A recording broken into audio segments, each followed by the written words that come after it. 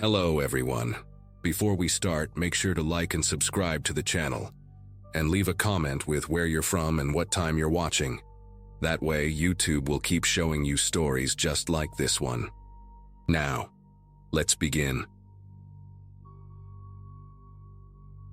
So I'm going to share something that happened to me about 3 years ago up in Tennessee that still gives me the creeps when I think about it.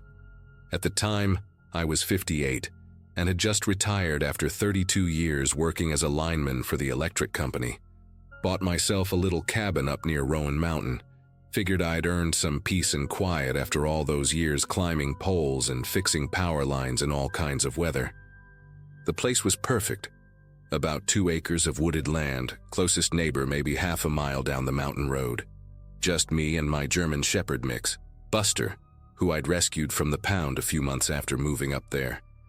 The cabin wasn't fancy, but it had everything I needed. A wood stove, a decent kitchen, and a wraparound porch where I could sit with my coffee in the mornings and watch the mist roll through the trees. Life was simple, exactly how I wanted it after decades of dealing with power outages and emergency calls at all hours. The whole thing started on a Tuesday night in late October. I remember it was unseasonably warm for that time of year, maybe mid-60s even after dark. I'd spent the day splitting firewood and had just settled into my recliner with a beer and the evening news when Buster started acting weird. He was lying by the front door like he always did, but suddenly his head shot up and his ears went straight. Then he started doing this low, growling thing, not aggressive, but more like he was trying to tell me something.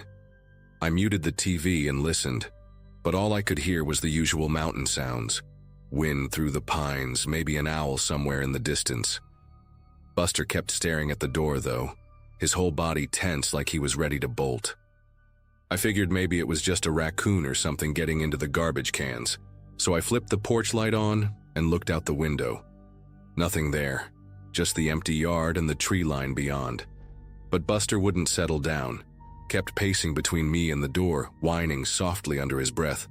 Around midnight I heard it. Footsteps, not the random cracking of branches or leaves rustling. Deliberate, measured steps somewhere outside my bedroom window. I was already half awake because Buster had been restless all evening, getting up and lying back down every few minutes. The sound was soft but distinct, like someone trying to walk quietly but not quite managing it. Crunch, pause, moving slow and careful around the side of the cabin. I lay there listening, trying to convince myself it was just a deer or maybe a bear, but the rhythm was all wrong. Too steady, too purposeful. Buster was now standing at the foot of my bed, his fur standing up along his spine, staring toward the window. I could see his silhouette in the dim light from my alarm clock, every muscle in his body coiled tight. The footsteps continued for maybe 2 minutes, circling from the bedroom window toward the back of the cabin, then just stopped. Complete silence except for my own breathing and Buster's soft panting. I waited about 20 minutes before I worked up the nerve to get out of bed and check the windows. Grabbed my old mag light from the nightstand and crept to the bedroom window first, keeping low and peering out through the corner of the blinds. The motion sensor light I'd installed back there should have kicked on if anything bigger than a cat walked by, but it was dark. I moved through the cabin room by room, checking every window, but didn't see anything unusual. The yard looked normal, the tree line was still, and there was no movement anywhere. But when I got to the kitchen window that faces the back of the property, I noticed something that made my chest tighten. There was a clear path pressed into the tall grass that runs along the back edge of my property line, like someone had walked back and forth along it multiple times. The grass was bent down in a line maybe 2 feet wide, running parallel to the cabin about 30 yards out. I'd been living there for almost 2 years and had never seen anything like that. The path was too straight and too deliberate to be from animals, and it definitely wasn't there when I'd been out back earlier that day working on the wood pile. The next morning, I walked out to get a closer look at that path in the grass. In the daylight, it was even more obvious, a worn track that ran along the entire back edge of my property, maybe 100 yards long. The grass wasn't just bent. It was actually worn down in places, like someone had been walking this route regularly for a while. What really got to me was finding a couple of cigarette butts along the path, the kind with filters, not the hand-rolled ones you might expect from some old-timer living off the grid. These were fresh too, maybe a day or two old at most. I also found what looked like heel prints in a muddy spot near the corner of the property, size 10 or 11 work boots from the look of them. I took some pictures with my phone and spent the rest of the morning walking the entire perimeter of my land, looking for anything else out of place. Found a couple more cigarette butts near the front edge of the property, and what might have been a boot print by the mailbox. The whole thing felt like someone had been watching the cabin, learning my routines, maybe planning something.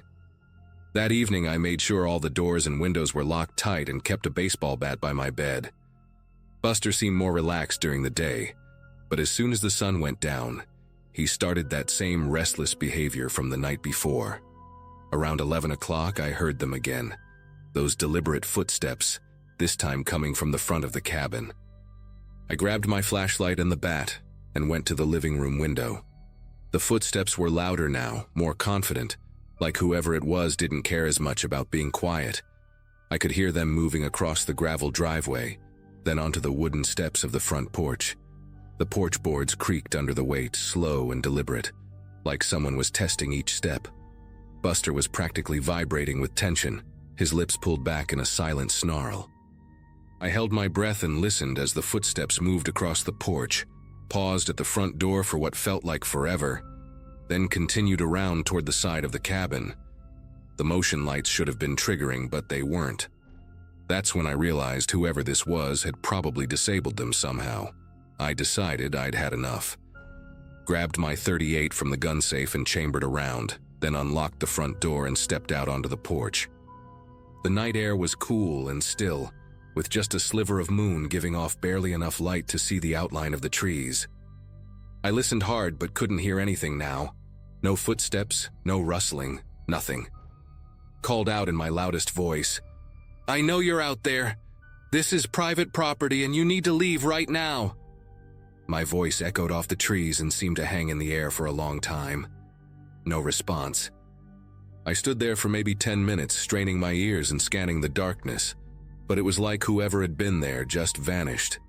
The silence was almost worse than the footsteps had been. I went back inside and spent the rest of the night sitting in my recliner with the gun in my lap, dozing off and on but never really sleeping. Buster curled up right next to my chair, which he'd never done before, and kept lifting his head every few minutes to look toward the windows. The next morning I found the real evidence that changed everything. I'd been putting off checking the back of the cabin because, frankly, I was scared of what I might find.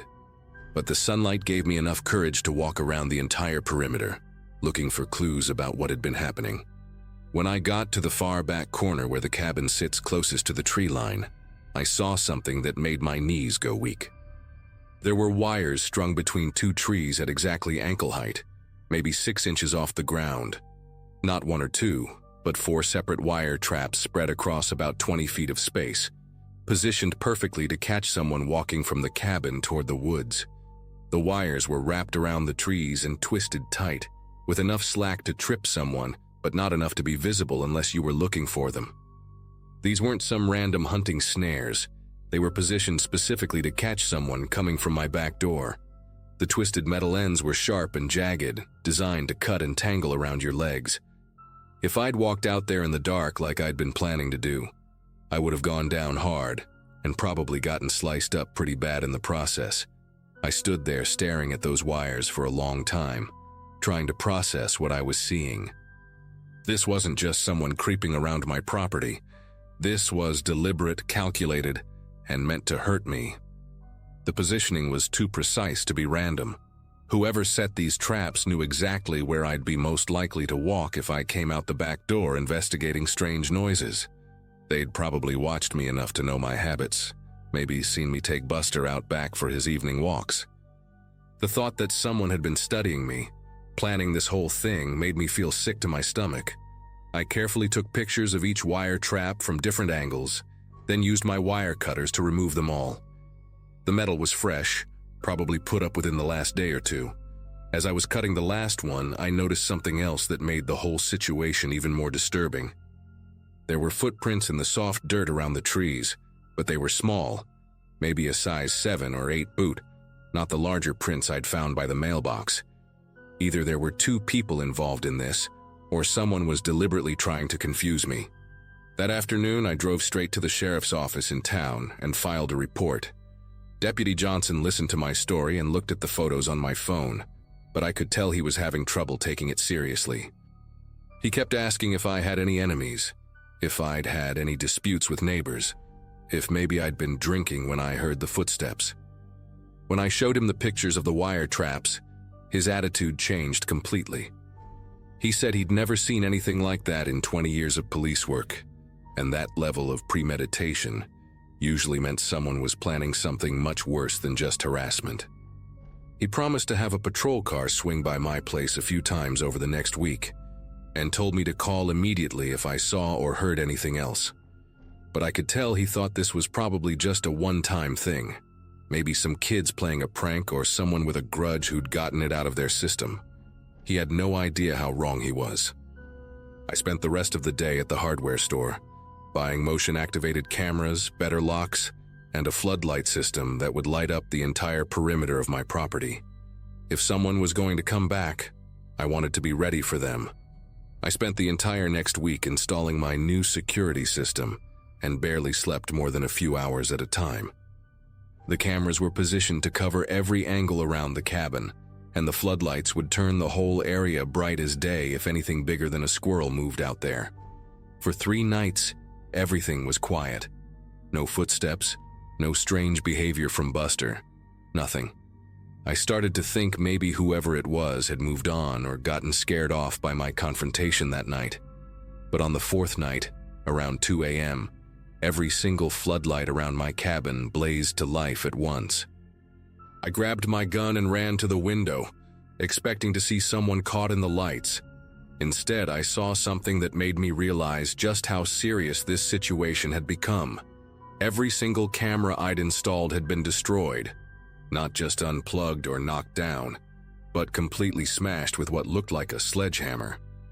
The motion sensors for the lights had been disabled too, but not before capturing whoever did it on the one camera they'd missed. A trail cam I'd hidden in a tree about 50 yards out. When I checked the footage the next morning, I saw a figure in dark clothing and a ski mask systematically destroying my security system with methodical precision.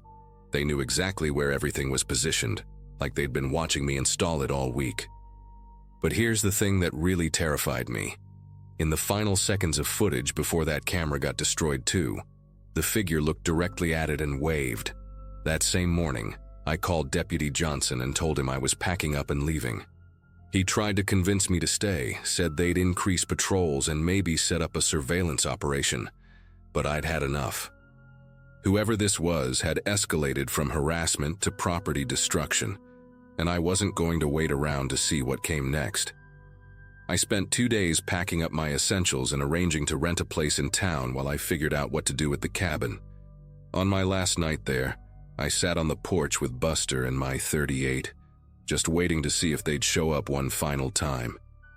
Around midnight I heard them, those same deliberate footsteps, but this time they came right up to the edge of the porch. I couldn't see anyone in the darkness, but I could feel them there, maybe 10 feet away, just standing and watching. I called out that I was leaving and wouldn't be back, that they'd won and could have the place. The footsteps moved away slowly, and I never heard them again. I sold the cabin 6 months later to a family from Atlanta, who turned it into a vacation rental.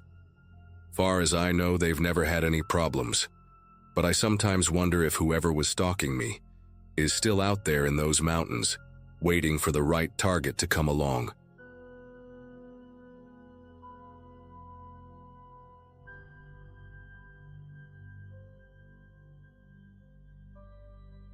We were staying in North Carolina that summer, not far from the Blue Ridge Parkway. My parents had rented this little cabin for a week. No Wi-Fi, barely any signal, but surrounded by trees and trails that my dad wouldn't stop calling refreshing. I had just turned 16 and wasn't thrilled about being pulled away from my friends for a family bonding trip, but I'd packed my sketchbook, earbuds, and a backup battery. I figured I could survive a few days of trail mix and mosquito bites. That morning, we'd set out early for a popular overlook trail. It was foggy but beautiful. That soft, bluish mist hanging low between the trees, the kind that makes everything feel a bit enchanted. The trail itself was well marked and easy to follow, but I had stopped a few times to take photos and sketch some tree roots that looked like they were gripping the earth like hands. At some point, I realized I couldn't hear my parents' voices anymore. I figured they'd just kept walking and I'd catch up, so I took the next bend in the trail without thinking twice. Except the bend didn't lead to them. It opened up into a split I didn't remember seeing before. One path sloped down slightly, the other kept going uphill. I called out, nothing. I took the uphill route thinking I'd meet them at the top. But after 10 minutes, the trees thickened and the fog got heavier. I couldn't hear birds anymore, just the crunch of my own steps. I was trying not to panic, but my chest felt tight and I kept glancing behind me, like I expected to see something that didn't belong there. That's when I heard someone call out, "Hey, are you lost?" The voice was calm and close. A boy around my age stood a few feet off the trail, wearing a faded red hoodie and cargo shorts. His hair was light brown and kind of messy, and he had a small scar on his chin that caught the light when he turned. Something about him felt oddly familiar, like a face from a dream you only half remember. I said I was trying to get back to the parking lot, and he smiled like it was no big deal. "I know the way. Come on, it's easy." And without waiting, he turned and started walking. I hesitated for a second, but the way he moved was so casual, so sure of where he was going, that I followed. He didn't talk much, just glanced back every now and then to make sure I was still behind him. The fog seemed to lift a little as we walked, and the trees felt less dense. I tried to make conversation, asked his name, and he said, "Eli." He didn't offer more than that. When I asked if he came here often, he just said, "I used to." I figured maybe he lived nearby or had family who visited the area a lot. His voice had this soft, steady rhythm to it, like someone who didn't rush to speak. The weird thing was, the trail he led me through didn't look familiar at all. I thought I knew most of the loops from the map we'd studied at the ranger station, but this one felt quieter, older. The trees were taller here, and I noticed carvings in one of them, initials, dates, faded with age. Eli touched one as we passed and said, "That one's mine." I asked what he meant, but he just shrugged like it wasn't important. We crossed a wooden footbridge that creaked under our steps and passed a collapsed stone wall, half swallowed by vines. None of this had been on the trail earlier. Still, after about 20 minutes, I saw the parking lot up ahead, the line of cars just barely visible through the trees. Relief hit me hard. I turned to thank him, but he was already stepping back toward the woods. "You'll be fine now," he said, then gave a small wave and turned around. I wanted to ask if he needed a ride or if he wanted to come with me, but I didn't. I watched him walk until he was just a blur between the trees. By the time I reached the lot, I spotted my dad near our car, frantically scanning the trail entrance. He looked like he was about to yell, then pulled me into one of those tight, wordless hugs. My mom came running right after, saying they'd been looking everywhere and were about to call for help. I told them I'd gotten turned around but found someone named Eli who helped me back. They asked if he was a ranger or another hiker, but I just said he was a kid, around my age. My dad squinted toward the woods and asked where he was. I pointed back, but of course Eli wasn't there anymore. The trail behind me looked empty. Back at the ranger station, my parents insisted we stop in to let someone know I'd gotten turned around. They were worried there might be signage missing or something wrong with the trail layout. While my dad talked to the older ranger behind the desk, I wandered over to a faded bulletin board covered in trail maps and old laminated notices. There was a section titled "In Memory," with a few photos of people who died in the park. I wasn't really paying attention until one of the names hit me like a punch to the chest. Eli Chambers. His photo was maybe 10 years old, but the face was unmistakable. Same light brown hair, same scar on the chin. The caption below said he'd slipped and fallen near one of the overlooks during a hike. The year was 2011. I stared at it for what felt like forever. When I told my parents, they brushed it off as coincidence. They said I probably heard the name from the board, and my mind filled in the rest, especially with all the stress. But I hadn't seen that photo before. I hadn't even been near the board until that moment. The ranger must have overheard me talking because he came over quietly and asked what trail I'd been on. When I told him, his face changed. It wasn't dramatic or theatrical. He just went pale in a subtle, tired way, like someone who'd heard something they were hoping they wouldn't hear again. He asked what the boy looked like, and when I described Eli, he nodded slowly, almost like he expected it. Then he said, carefully, "You're not the first one to say something like that." My parents looked uncomfortable, like they didn't know if this was a joke or not, but the ranger didn't smile. It's been a few years since that day. I've gone on a few hikes since then, but nothing deep. Nothing where I might get turned around again. I think about Eli sometimes, how calm he was, how familiar the trail felt when I followed him, how confidently he walked. I don't pretend to know what really happened. Maybe it was stress, maybe memory playing tricks, but I know what I saw. I know who helped me. And whoever he was, or whatever he was, he knew exactly where I needed to go.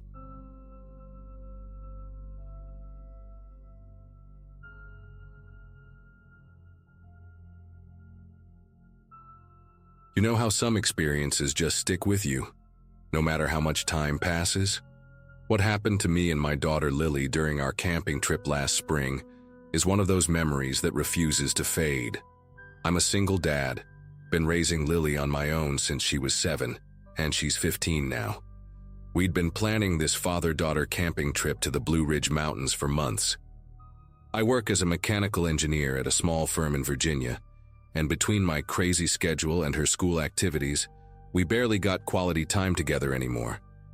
The trip was supposed to be our chance to reconnect, just the two of us hiking the trails we'd explored when she was younger. I remember packing our old Coleman tent, the one with the patch on the side from when she accidentally tore it with a marshmallow stick 3 years ago. Everything seemed perfect as we loaded my Ford Explorer that Friday morning in May, with Lily actually excited instead of buried in her phone for once. The campsite we'd reserved was about 2 miles up the Appalachian Trail, nestled in a clearing surrounded by towering oak trees that filtered the sunlight into these beautiful golden patches. We'd hiked this particular section before, but never camped overnight. Lily had grown so much since our last trip here. She was keeping up with my pace easily now, chatting about her friends and complaining about her math teacher, Mr. Peterson, who apparently gave impossible tests. The weather was absolutely perfect, probably around 70 degrees with a light breeze that carried the scent of wildflowers and pine needles. We set up camp around 3 p.m., and I taught her how to properly stake down the rainfly, something I'd been meaning to show her for ages. She was actually paying attention, asking good questions about why we needed to angle the stakes a certain way. After we finished, we cooked hot dogs over our portable camp stove and shared a bag of trail mix while watching the sun start to dip behind the mountain ridges. For the first time in months, I felt like I had my little girl back, even though she kept reminding me she wasn't little anymore. Around 6 p.m., we were sitting on a fallen log about 50 feet from our tent, playing 20 questions and watching for wildlife, when this guy just appeared on the trail. I mean, he literally seemed to materialize out of nowhere. One second we were alone, the next second there he was, maybe 30 yards away, walking toward us with this strange, uneven gait. He looked to be in his 40s, average height, wearing a faded green flannel shirt that was way too warm for the weather, and jeans that were absolutely filthy, like he'd been rolling around in the dirt. His hair was dark and greasy, hanging in clumps around his face, and he had this patchy beard that looked like it hadn't been trimmed in weeks. But what really caught my attention were his eyes. They had this glassy, unfocused quality, like he was looking through us rather than at us. He was carrying a small backpack that looked practically empty, and his boots were caked with mud that seemed fresh, which was weird because it hadn't rained in days. As he got closer, I noticed he was breathing heavily, like he'd been running or hiking at an intense pace for a long time.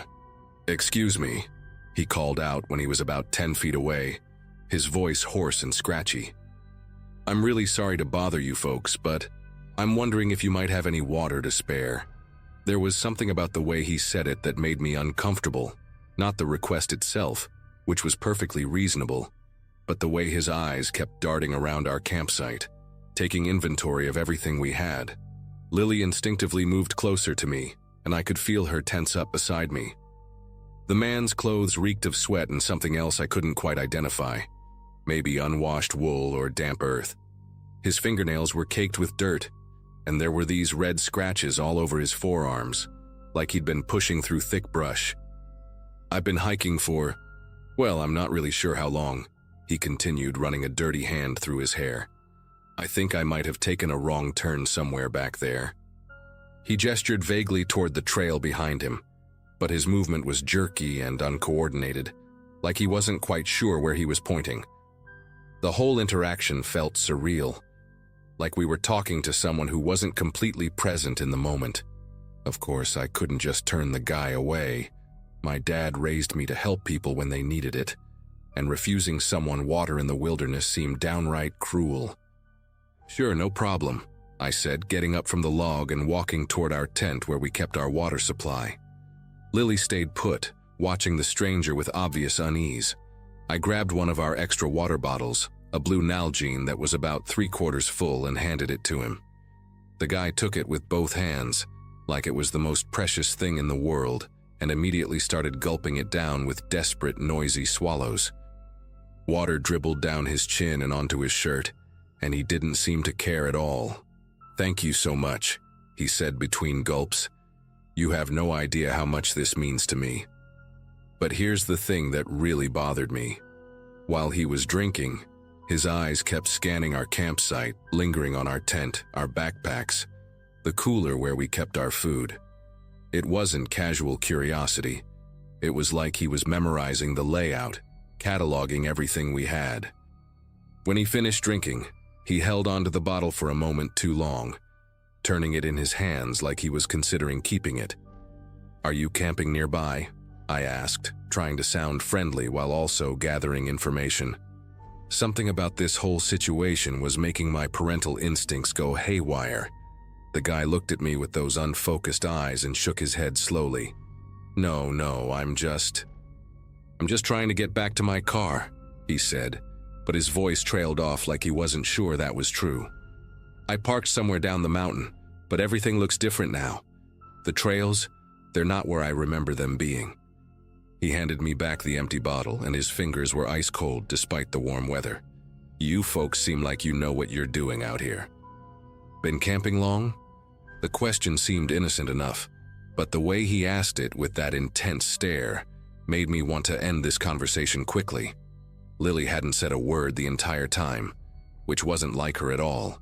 She was usually pretty social, even with strangers, but she was sitting rigidly on that log, watching this guy like he was a wild animal that might bolt at any second. "Just got here today," I answered, deliberately vague. "Planning to head out tomorrow morning." I wasn't sure why I lied about our departure time. We were actually planning to stay another night, but some instinct told me not to give him our real schedule. The stranger nodded slowly, but I could tell he was processing what I'd said, maybe filing it away for later. "Tomorrow morning, that's good," he said, and there was something in his tone that made my skin crawl. "It's not safe to stay out here too long. People go missing in these mountains." He said it so casually, like he was commenting on the weather, but the words hung in the air between us like a threat. Lily's eyes went wide, and she finally spoke up. "Dad, we should probably start getting dinner ready." Smart girl. She was giving us an excuse to end this conversation. The man's head snapped toward her voice, and for just a second, his expression changed. The glassy, confused look was replaced by something much more alert and calculating. "Pretty daughter you got there," he said, and the way he said it made every alarm bell in my head start ringing. "She's got good instincts. You should listen to her." He shouldered his nearly empty backpack and started backing away from our campsite. but he kept his eyes on us the whole time. "Thanks again for the water. Maybe I'll see you folks around." Then he turned and walked back down the trail, but not in the direction he'd come from originally. He headed toward the deeper part of the forest, where the trail split into several smaller paths that led to more remote camping areas. We watched him disappear into the trees, and I felt this overwhelming urge to pack up everything and leave immediately. But it was getting dark, and hiking down the mountain in the dark with Lily would be dangerous. "Dad, that guy was really weird," Lily said, her voice barely above a whisper. "Did you see how he kept looking at our stuff, and the way he stared at me when I talked?" I had seen it, and it made me sick to my stomach. "Yeah, sweetheart, I noticed that too. But he's gone now, and we're going to be fine." I tried to sound confident, but honestly, I was already running through contingency plans in my head. We spent the rest of the evening trying to act normal, cooking our dinner and talking about school and her friends. But I could tell we were both on edge. Every sound from the forest, every snapping twig, every rustle of leaves, made us both jump. I kept glancing toward the trail, half expecting to see that guy emerge from the shadows. When it came time to set up for the night, I made sure our tent was zipped up tight and positioned myself between Lily and the tent opening. I had my phone, but there was no signal up here, which meant we were completely on our own until morning. As we settled into our sleeping bags, I told Lily I loved her and that everything would be okay. But I don't think either of us really believed it. Around 2 a.m., I woke up to the sound of footsteps circling our tent. Not animal footsteps. These were deliberate human footsteps moving slowly and carefully around our campsite. My heart started pounding so hard I was sure Lily would hear it, but she was still asleep beside me, breathing deeply. The footsteps stopped right outside our tent, maybe 3 feet from where we were lying, and I held my breath trying to figure out what to do. Then I heard it. A metallic scraping sound, like something hard being dragged across a rock.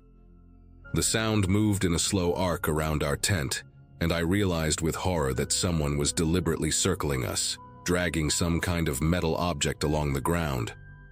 The scraping was rhythmic and purposeful, like whoever was out there wanted us to know they were there. I reached for my phone, hoping against hope that I might have gotten a signal, but the screen showed nothing but no service in the corner. The footsteps and scraping continued for what felt like hours, but was probably only 10 or 15 minutes. Then everything went quiet, and somehow that silence was even more terrifying than the sounds had been. I lay there, perfectly still, straining my ears for any hint of movement, but all I could hear was the normal forest sounds: crickets, wind through the trees, the distant hoot of an owl. I must have dozed off eventually because the next thing I knew, sunlight was filtering through the tent fabric and Lily was shaking me awake. "Dad, there's something outside," she whispered, her voice tight with fear. I unzipped the tent flap just enough to peek out, and what I saw made my heart sink.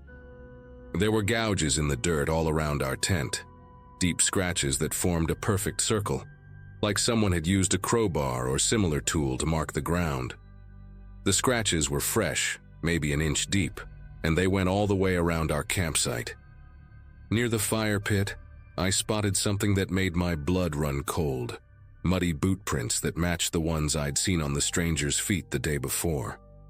But these prints were everywhere, crisscrossing our campsite like he'd been walking around freely while we slept. Some of the prints were right next to our tent, so close that he could have reached out and touched the fabric. I counted at least 20 different prints, which meant he'd been out there for a long time, probably watching us sleep. The worst part was finding what looked like a makeshift shelter about 50 yards into the woods, a lean-to made from branches and leaves that hadn't been there when we'd arrived. Someone had been camping within sight of us, and we'd had no idea. We packed up our campsite in record time, both of us barely speaking as we stuffed everything into our backpacks. Lily kept glancing toward the makeshift shelter in the woods, and I could see the fear in her eyes. The hike down the mountain felt like it took forever, even though we were moving faster than we ever had before. Every time we heard a sound behind us, we'd both turn around, expecting to see that strange man following us down the trail. When we finally reached the parking area, I was so relieved to see other people. A family loading their car after their own camping trip, a couple of day hikers checking their map. Normal people doing normal things. We threw our gear into the Explorer and got out of there as fast as we could. The drive home was quiet, both of us processing what had happened. About an hour into the drive, I decided we needed to report this to someone, so I stopped at a state police station in a small town called Millerville. The officer who took our statement was a middle-aged guy named Sergeant Williams, and when I described the man we'd encountered, his expression became very serious. He started asking detailed questions about the man's appearance, what he was wearing, the exact time we'd seen him. Sergeant Williams disappeared into a back room for about 10 minutes, then returned with a file folder and a grave expression. "Mr. Thompson," he said, "I think you and your daughter encountered someone we've been looking for. We've had 2 hikers reported missing in that area since Saturday. A couple from Pennsylvania named Kevin and Beth Turner. They were supposed to check out of their campsite Sunday morning, but they never showed up." He showed me their photos and my stomach dropped. They looked like a normal, happy couple, probably in their 30s, both wearing bright hiking gear and smiling at the camera. "We found their abandoned campsite yesterday, about 3 miles from where you were staying. Their tent was still set up, but all their personal belongings were gone. We also found evidence of someone else having been at their site, boot prints that didn't match theirs, and signs that someone had been watching them from the woods." The officer explained that they'd been searching for the missing hikers, but they'd also been looking for a man matching the description of our water-seeking stranger. Apparently, he'd been spotted by other campers in the area over the past few weeks, always asking for help, always seeming disoriented, always disappearing back into the forest.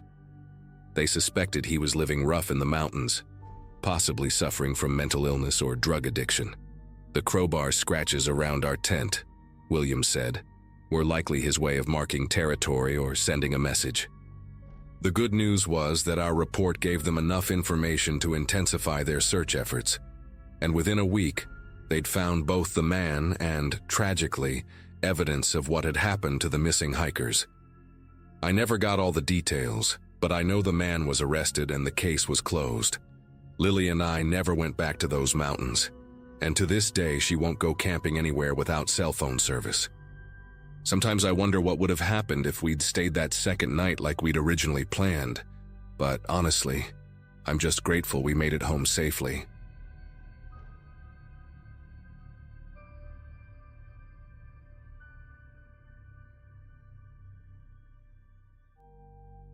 What happened to me last summer still haunts me whenever I pass by hiking gear stores or see trail maps. I was 28 at the time, a software engineer from Chicago who'd been planning this solo hiking trip along the Appalachian Trail for months. The whole thing was meant to be my escape from the corporate grind and a chance to find some peace in nature. I'd been training for weeks, researching trail conditions and mapping out shelter locations with obsessive detail. This was supposed to be therapeutic, just me, my backpack, and the wilderness stretching ahead. I'd done plenty of day hikes before, but this was my first multi-day solo adventure, and I was honestly pretty excited about proving to myself that I could handle it. The anticipation had been building for months, and I felt ready for anything the trail might throw at me, or at least, that's what I thought.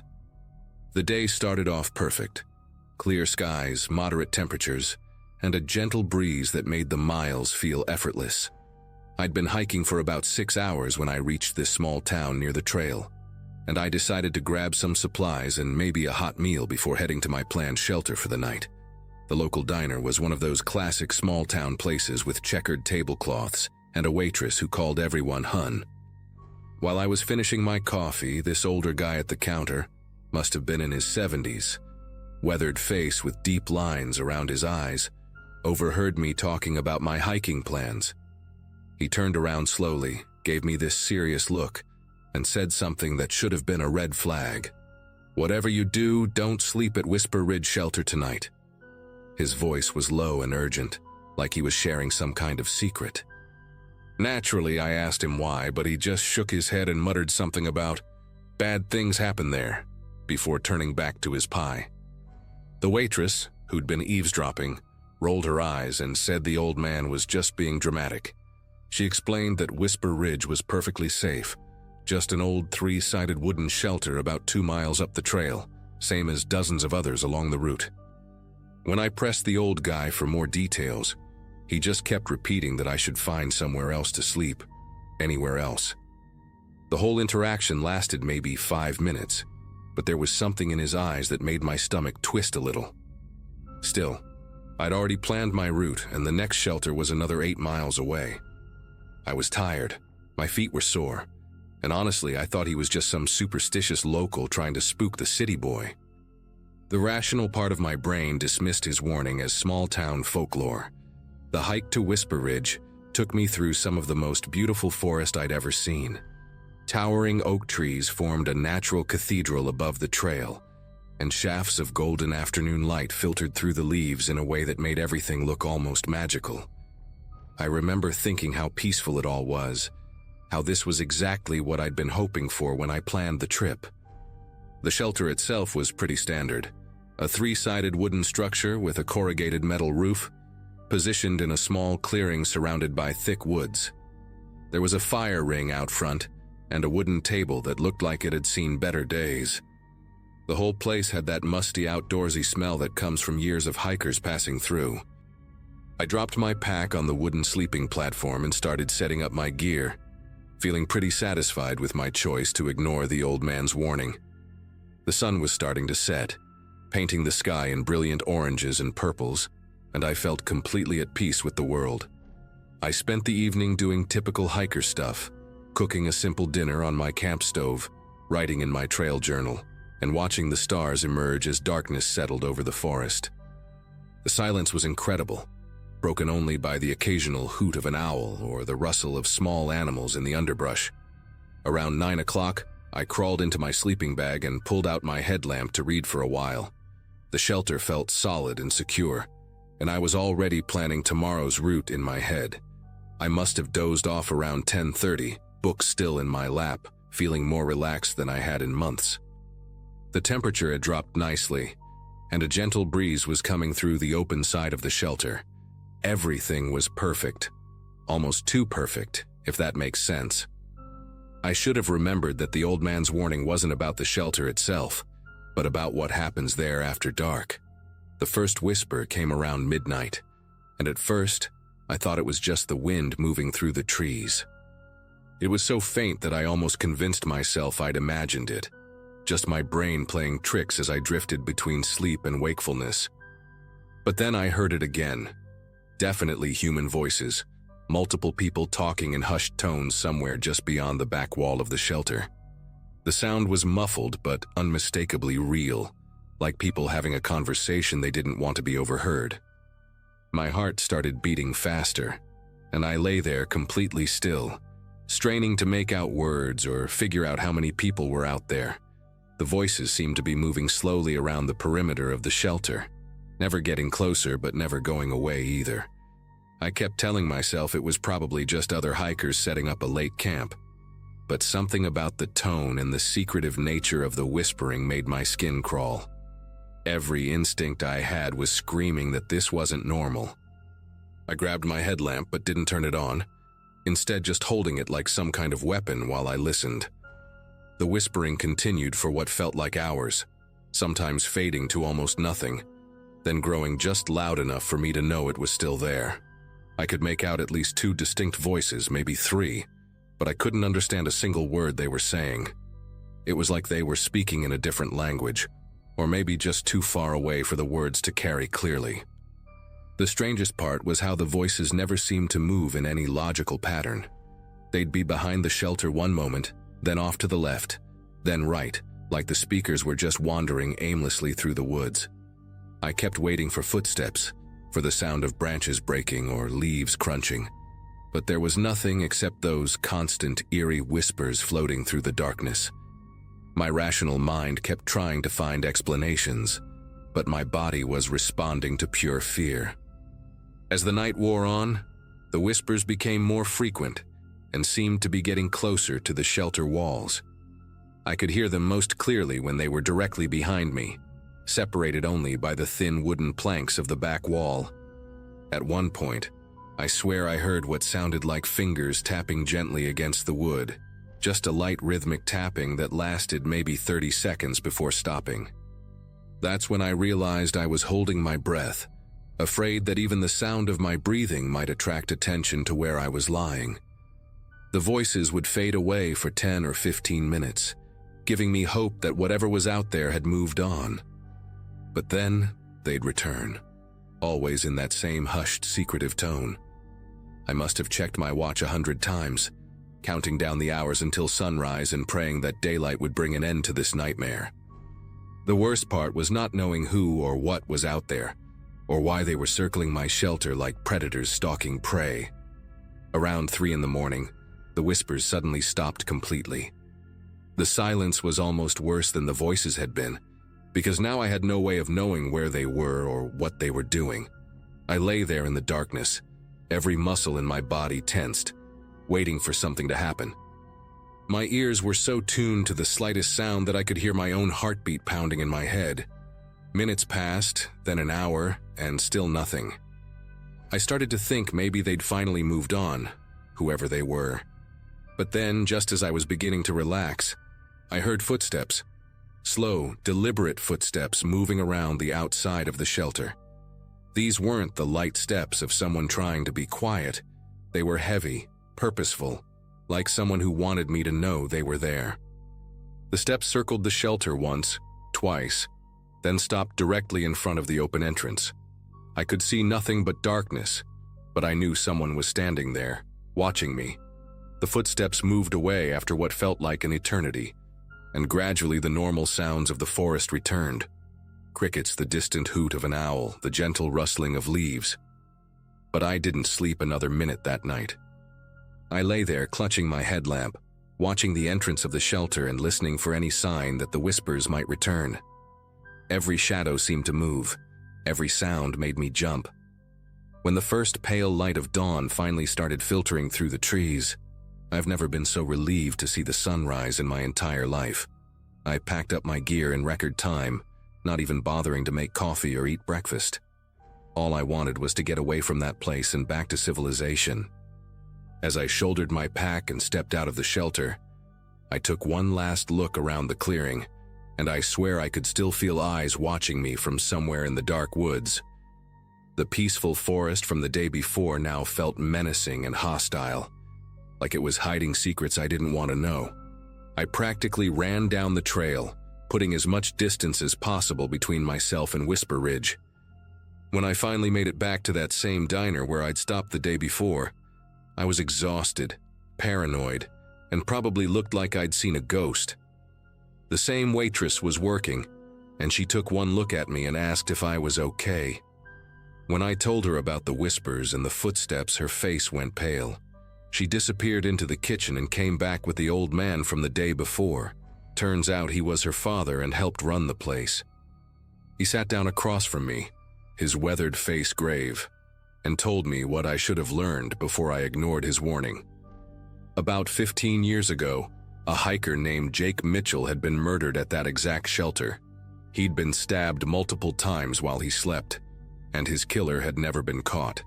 The old man said locals had been reporting strange sounds and voices around the shelter ever since, especially on nights when solo hikers stayed there. He looked me straight in the eye and said, "That's why we try to warn people. Some places just aren't meant for the living anymore." I finished my coffee in silence, paid my bill, and drove straight home to Chicago. I never completed that hiking trip, and I haven't been back to any remote trail since. The rational part of my mind wants to believe it was just my imagination, maybe some locals playing pranks, or even just the stress of sleeping alone in an unfamiliar place. But deep down I know what I heard that night was real. Those whispers, those footsteps, that presence watching me from the darkness. It was all connected to what happened to Jake Mitchell 15 years ago. Whether it was his spirit trying to warn me, or something darker that had been drawn to that place by the violence, I'll never know. What I do know is that I should have listened to the old man's warning. Some advice, no matter how strange it sounds, is worth taking seriously. I still wake up sometimes in the middle of the night, thinking I can hear those whispers just beyond my bedroom wall, and I have to remind myself that I'm hundreds of miles away from Whisper Ridge, but the memory of that night will never leave me.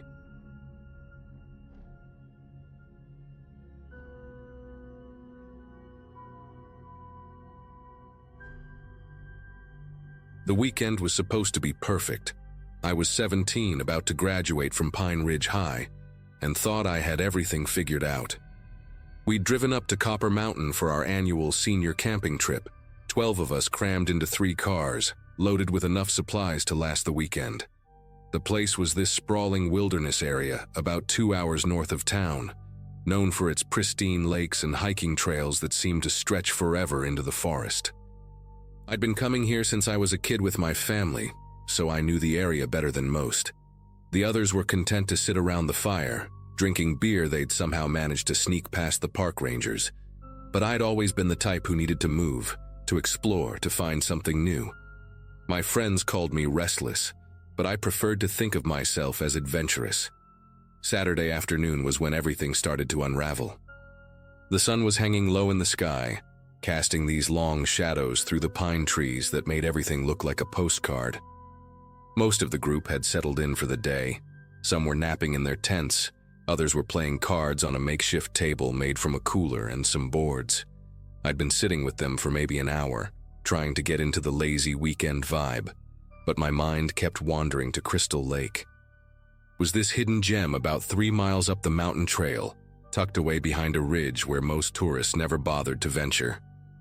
My dad had taken me there when I was 14, and I'd never forgotten how the water was so clear you could see straight to the bottom, even in the deepest parts. The trail was well marked but challenging, winding through dense forest and over rocky outcroppings that required some serious scrambling. Around 4:30, I made the decision that would change everything. I announced to the group that I was going for a hike, maybe catch the sunset from higher up. Most of them barely looked up from their cards, except for my best friend Jessica, who gave me this concerned look.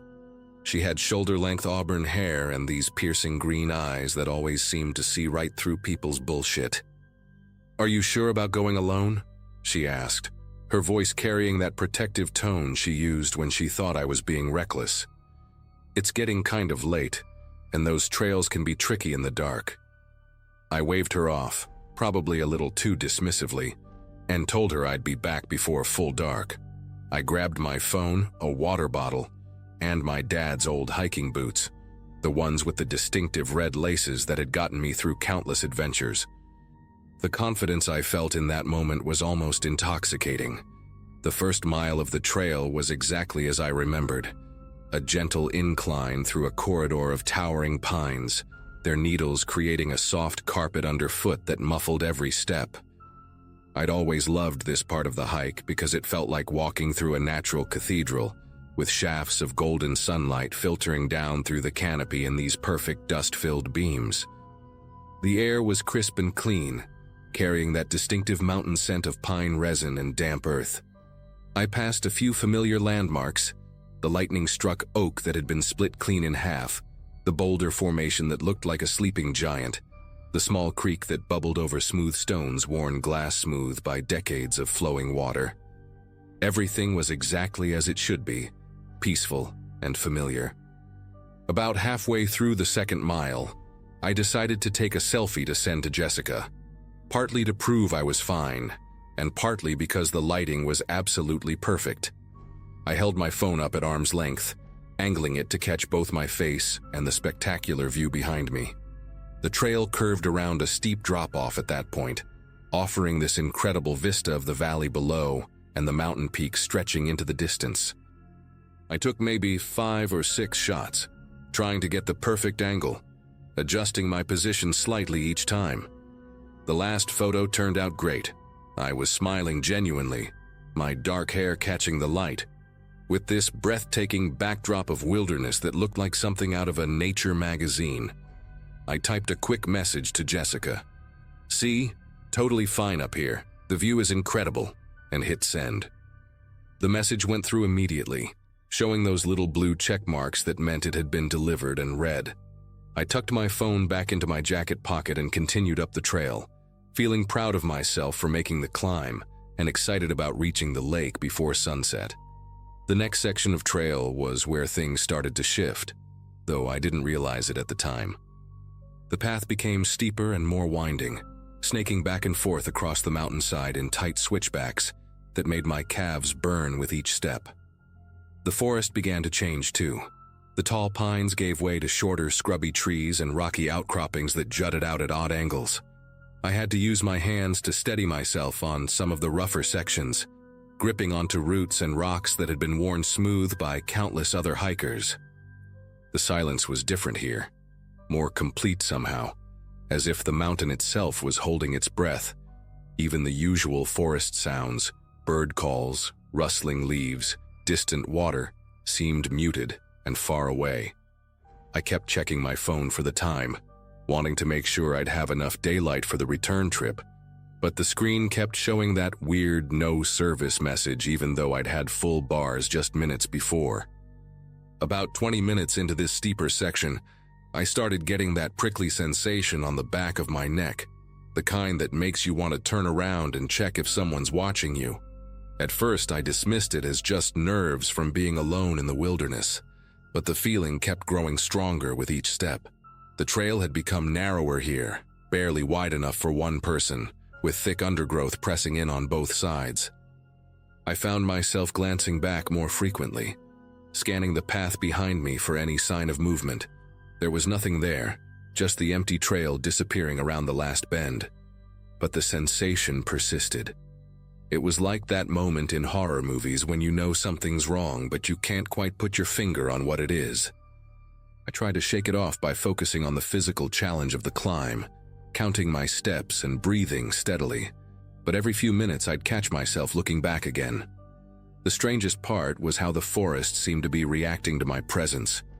Small animals that should have been darting away from my footsteps were nowhere to be seen. Even the insects had gone quiet. No buzzing, no chirping, nothing. The only sounds were my own breathing and the soft crunch of my boots on the rocky path. I'd been hiking these mountains for years and had never experienced anything like this eerie stillness. It was as if every living thing in the forest had suddenly decided to hide, leaving me completely alone on the mountainside. When I stopped to take a drink from my water bottle, the silence was so complete that I could hear my own heartbeat echoing in my ears. I stood there for a moment, listening intently, straining to hear anything that might explain the weird atmosphere. That's when I heard it. A single snap of a branch, somewhere behind me on the trail. I turned around slowly, my eyes scanning the path I'd just traveled. The trail curved away behind a cluster of large boulders, making it impossible to see very far back. For several long seconds, I stood perfectly still, waiting to see if the sound would repeat. Nothing.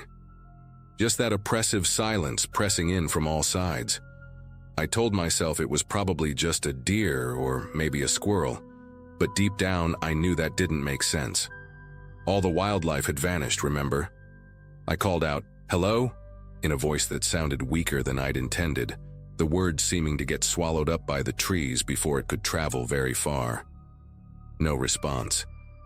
I waited another minute, then decided to keep moving. The lake couldn't be much further now, and I was determined to reach it before the sun disappeared completely. But as I resumed climbing, I couldn't shake the feeling that something was following me, staying just out of sight, matching my pace step for step. The final stretch of trail was the most challenging part, a steep scramble up a rocky face that required all my concentration. I had to put both hands on the rock and essentially climb rather than walk, finding footholds in the crevices and pulling myself up section by section. It was exhausting work, and sweat was dripping into my eyes despite the cool mountain air. About halfway up this last climb, I paused to catch my breath and made the mistake of looking back down the way I'd come. What I saw made my heart race in a way that had nothing to do with the physical exertion. There, maybe 50 yards down the trail, was a figure standing motionless among the trees. It was too far away and too shadowy to make out any details, but it was definitely human-shaped and definitely watching me. The figure was partially obscured by the branches, but I could tell it was tall and wearing dark clothing. Most unsettling of all, it seemed to be perfectly still, not moving at all, just standing there like a statue. I blinked hard, thinking maybe the altitude and exertion were playing tricks on my eyes. When I looked again, the figure was still there, unchanged. I called out again, louder this time. "Hey, are you okay?" My voice echoed off the rock faces around me, but there was no response from the figure below. It didn't wave, didn't call back, didn't even seem to acknowledge that I'd spoken. Pure panic started creeping up my throat, and I made a split-second decision that probably saved my life. Instead of continuing up toward the lake, I started climbing down as fast as I could, half sliding, half scrambling down the rocky slope. My plan was to confront whoever was following me, to demand answers, to take back control of the situation. But as I got closer to where I'd seen the figure, I realized with growing horror that there was no one there. No footprints in the soft earth, no disturbed vegetation, no sign that anyone had been standing in that spot at all. The panic hit me full force then, and I abandoned all thoughts of reaching the lake. I turned around and started running down the trail, my phone clutched in my hand, desperately trying to get a signal so I could call for help. Every shadow seemed to hide a potential threat. Every rustling branch made me jump and look around wildly. I was running so fast that I almost missed the sound of my phone hitting the ground when it slipped from my sweaty palm. I heard it bounce once, twice, then slide off the edge of the trail and into the thick undergrowth below. I stopped and stared at the spot where it had disappeared, knowing I should climb down to retrieve it, but too terrified to leave the main path. Instead, I kept running, driven by a primal fear that I'd never experienced before. The last thing I remember clearly is reaching the familiar section of trail with the lightning-struck oak, feeling like I was finally getting close to safety. Then everything went black, and the next thing I knew, I was waking up in a hospital bed with Jessica sitting beside me, her face streaked with tears.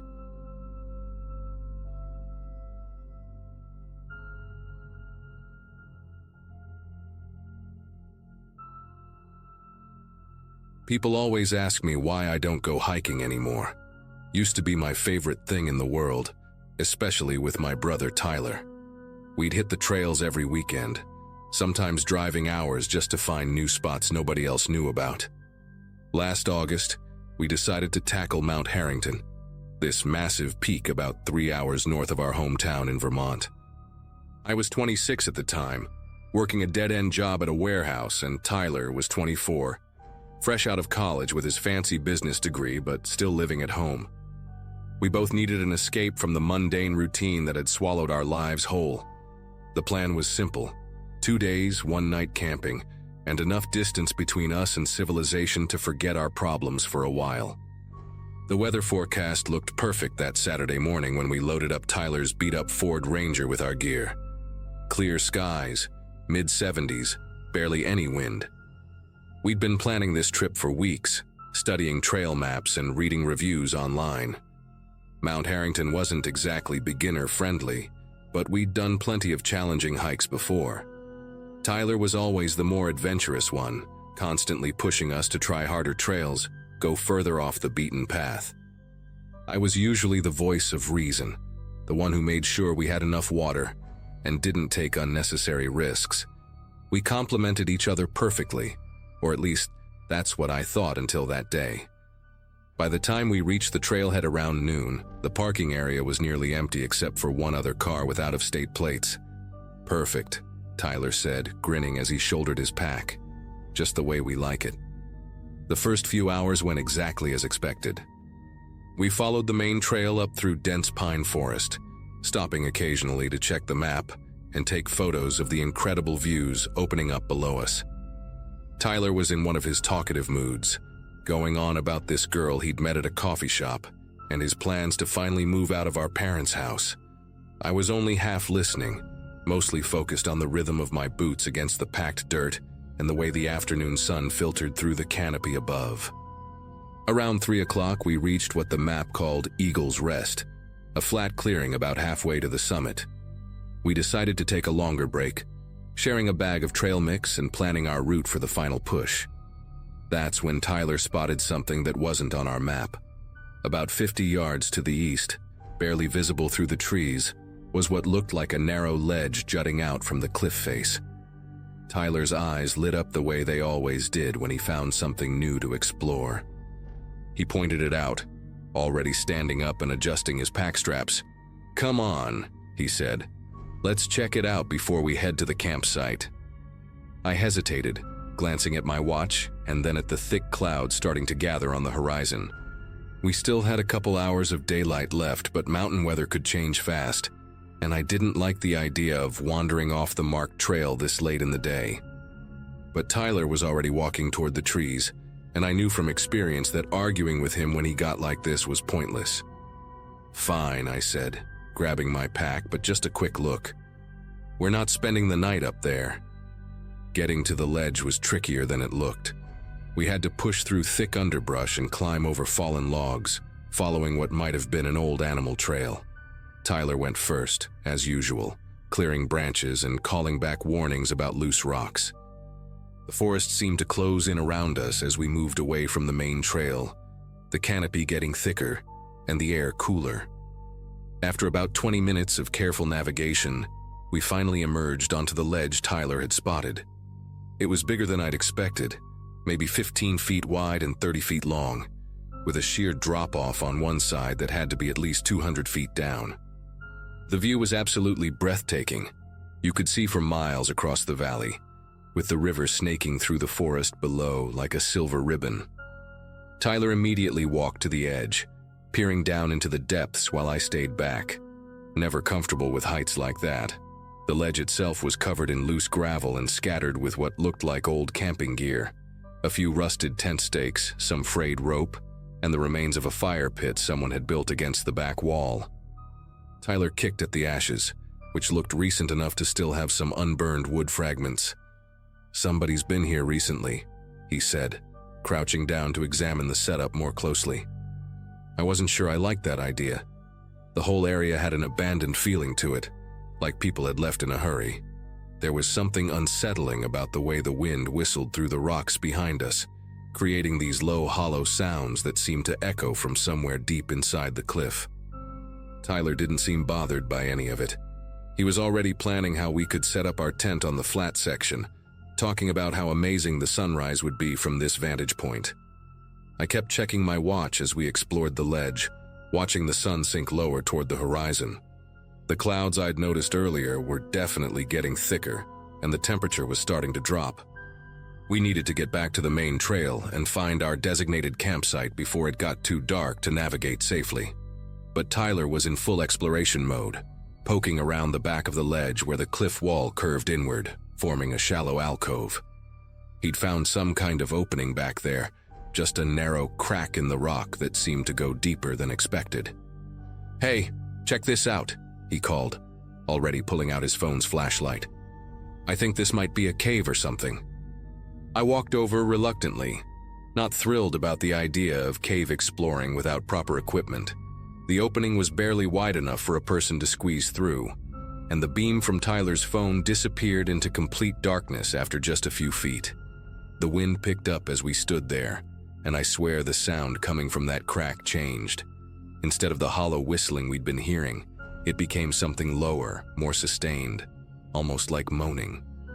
Tyler must have heard it too because he stepped back from the opening, his phone light wavering slightly. Probably just the wind hitting the rock at a weird angle, he said, but his voice lacked its usual confidence. I suggested we head back to the main trail, but Tyler wanted to stay and investigate a little longer. The sun was getting dangerously low now, casting long shadows across the ledge that seemed to move and shift in ways that made my skin crawl. That's when we both heard it clearly for the first time, a sound that definitely wasn't wind. It was muffled and distant, but unmistakably human. Someone was screaming down there in the darkness below the cliff. We both rushed to the edge, Tyler shining his phone light down into the void while I cupped my hands around my mouth and shouted, "Hello, Can you hear us? Are you hurt?" The screaming stopped immediately, like someone had hit a mute button. We waited in complete silence for what felt like an eternity, straining our ears for any response. Then it started again, but this time it sounded different, more desperate, more frantic. There were definitely multiple voices, maybe 3 or 4 people all crying out at once. The sound seemed to be coming from directly below us, but Tyler's light couldn't penetrate far enough into the darkness to see anything. I grabbed my own phone and added its beam to his, but even combined, we couldn't make out any details of what lay beneath the ledge. The screaming continued in waves, sometimes loud enough that I was sure other hikers miles away could hear it, sometimes fading to barely audible whispers. Tyler immediately started dialing 911, but of course we had no cell service up there. We were too far from any towers, surrounded by too much rock and forest. I tried my phone too, moving around the ledge to see if I could find even one bar, but nothing. The screaming was getting more intense now, taking on an almost rhythmic quality that sent chills down my spine. It didn't sound like people calling for help anymore. It sounded like something else entirely. Tyler was already packing up his gear, his face pale in the fading light. "We need to get back to the trail and find a ranger station," he said, his voice tight with urgency. "These people have been stuck down there for who knows how long." We hiked back through the forest faster than we'd ever moved before, branches tearing at our clothes as we pushed through the underbrush. Behind us, the screaming continued until we were too far away to hear it anymore. We practically ran down the main trail, our headlamps cutting through the growing darkness as we navigated roots and rocks at dangerous speeds. Tyler kept checking his phone every few minutes, desperate for any sign of signal.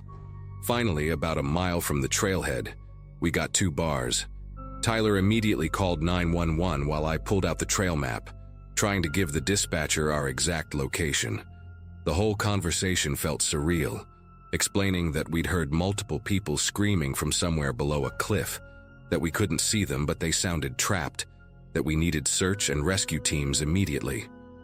The dispatcher was professional but clearly skeptical, asking us to repeat details multiple times, and confirming that we hadn't actually seen anyone. We gave them the coordinates as best we could, describing the off-trail ledge and the approximate location of the screaming. They promised to send teams out at first light, but explained that night rescue operations in that terrain were extremely dangerous and rarely successful. We spent that night in our car at the trailhead, neither of us able to sleep. Tyler kept talking about how we should have tried to rappel down somehow, that we'd abandoned people who were counting on us for help. I kept replaying the sound in my head, trying to convince myself it really had been human voices and not some weird acoustic phenomenon. Around dawn, we watched 3 search and rescue vehicles arrive, followed by a helicopter that circled the area for hours. The ground team spent the entire day combing every inch of the cliff face below that ledge, using ropes and specialized equipment to access areas that seemed impossible to reach. Late that afternoon, one of the rangers approached our car with a grim expression. They'd found nothing. No people, no bodies, no evidence that anyone had ever been trapped down there. But then he said something that made my stomach turn. "You're not the first ones to report screaming from that exact spot," he told us quietly. "Happens about once a year, always around dusk, always the same description. We've never found anything, but we keep looking because, well, what else can you do?" Tyler and I drove home in complete silence, and neither of us has been hiking since. Sometimes I still wake up hearing those voices, wondering if we really did abandon someone that night, or if we stumbled onto something much worse than a simple rescue situation.